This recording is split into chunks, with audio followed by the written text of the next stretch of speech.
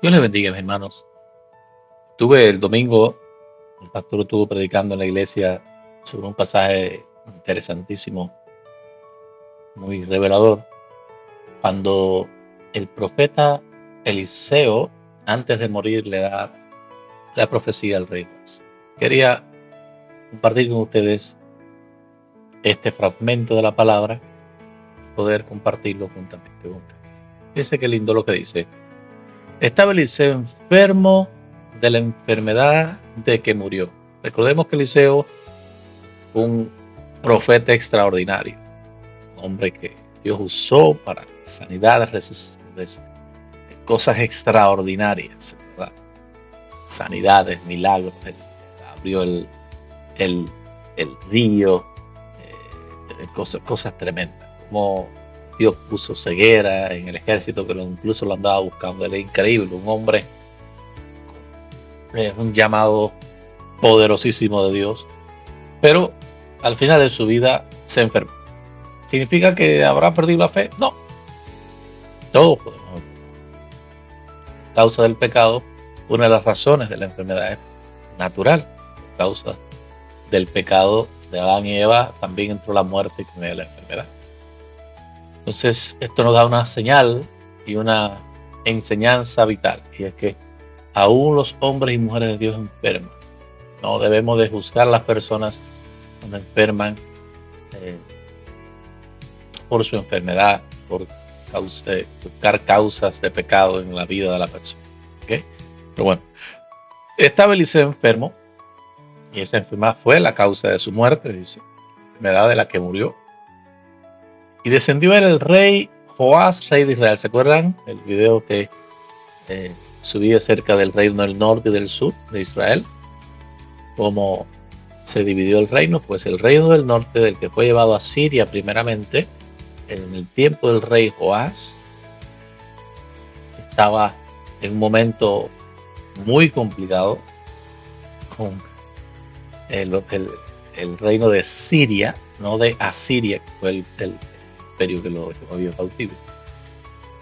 Y fue a ver a Eliseo y le dijo: Padre mío, carro de Israel y su gente de a caballo. Fíjense cosa más tremenda.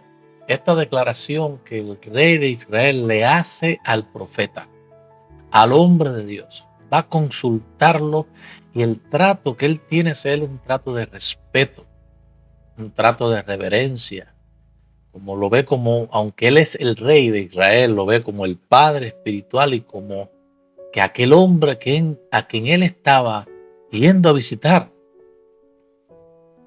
era como un ejército, representaba a un ejército. Dice: carro, padre mío, padre mío. Esa, al decirlo dos veces, haciendo ese énfasis en quién era Eliseo para él, siendo él el rey. Padre mío, carro de Israel y su gente de a caballo. Esa es la descripción que aquel rey tenía de Eliseo. Eliseo le dijo: toma un arco y unas saetas. Él tomó el arco, las saetas, y le dijo: pon tu mano sobre el arco. Y puso él su mano en el arco. Entonces puso Eliseo sus manos sobre las manos del rey y dijo: abre la ventana que da al oriente. Y cuando él la abrió, dijo Eliseo: tira. Tirando, él dijo: saeta de salvación de Jehová y saeta de salvación contra Siria, porque herirás a los sirios hasta consumirlos. ¿Ok? Y aquí es algo interesante, cómo Dios le da la orientación al rey a través del profeta. Mi hermano, por eso es tan importante que los líderes, sean creyentes o no, tengan la dirección de Dios para guiar al pueblo. En los momentos difíciles se necesita. Dice la Biblia que un pueblo sin visión perece. El gobernante sin visión perece. Necesita dirección, necesita sabiduría. Y la mejor sabiduría y dirección que puede tener un gobernante es la palabra de Dios. Por eso muchos de los gobiernos que hoy tenemos nosotros en nuestros países están haciendo cosas contra Dios, en daño de su propia población. ¿Sabe por qué? Porque les falta el consejo de Dios. Le faltan Eliseos que se levanten en esas naciones con una palabra que sea tan respetado Eliseo, que cuando un Eliseo se levante y diga aquí va a llover, aquí va a parar y aquí va a pasar y el enemigo viene por aquí, todo tenga que ocurrir como el profeta lo dijo. Que no quede en descrédito por nada, sino que esté convencido de que la palabra que dice viene de Dios, como aquel profeta Samuel que cuando oraba tronaba, increíble, hermano, como aquel Elías que no llovió hasta que él oró y que tuvo sequía. Increíble, increíble las cosas que Dios puede hacer en una nación a través de hombres y mujeres que se entreguen a Él por completo. Y vemos que Dios da direcciones claras. Abre la ventana, apunta hacia el oriente. No es apunta, no, Dios da direcciones específicas. Nunca te muevas si Dios te da una indicación específica. Que Dios te hable. Ten la certeza de que lo que vas a hacer es la voluntad de Dios. Y él le volvió a decir, dice, toma las saetas. Después que tiró la saeta, le dijo, lo vas a consumir. En ese momento iba a ganar la guerra, ¿verdad? Le volvió a decir, toma la saeta, y luego que el rey de Israel las hubo tomado, le dijo, golpea la tierra. Pero no le dijo cuánto. Y esto es interesante. Y la golpeó solamente 3 veces y se detuvo. Mis hermanos, no te detengas. Cuando Dios te diga algo que hacer, hazlo sin detenerte. Que Él sea el que te detenga. Que nadie te detenga y que nadie pueda frenarte. Haz como el ciego Bartimeo, que aunque le decían y le mandaban a callar, él seguía clamando, Hijo de David, ten misericordia de mí. Hijo de David, ten misericordia de mí.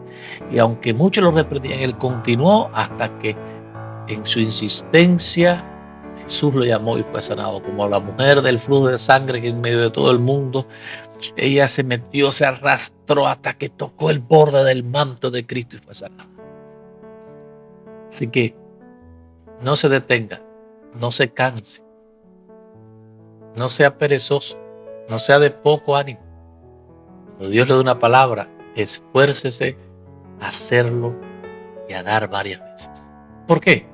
Porque al dar 3 veces, el varón de Dios, Eliseo, enojado con él, le dijo, al dar 5 o 6 golpes hubieras derrotado a Siria hasta no quedar ninguno, pero ahora solo 3 veces derrotarás a Siria. Hay muchas cosas en nuestra vida que son simbólicas. Hay cosas que Dios nos manda a hacer y uno debe de enfocarse siempre, mis hermanos, y tener estas historias en mente. Porque Dios es un Dios que da oportunidades, que vence a nuestros enemigos. Es un Dios que las orientaciones que da las da específicas, claras, sin ningún titubeo y duda, sin sombra de variación, como dice la Biblia. Él todo lo hace de forma transparente para que uno pueda entender bien lo que Él quiere. Así que no te canses y no des 2 ni 3. Da la cantidad de veces que sea necesaria hasta que el propio Dios sea te detenga. Y murió Eliseo y lo sepultaron. Entrado el año. Y ahí empieza otra historia. Amados, ¿qué les puedo decir?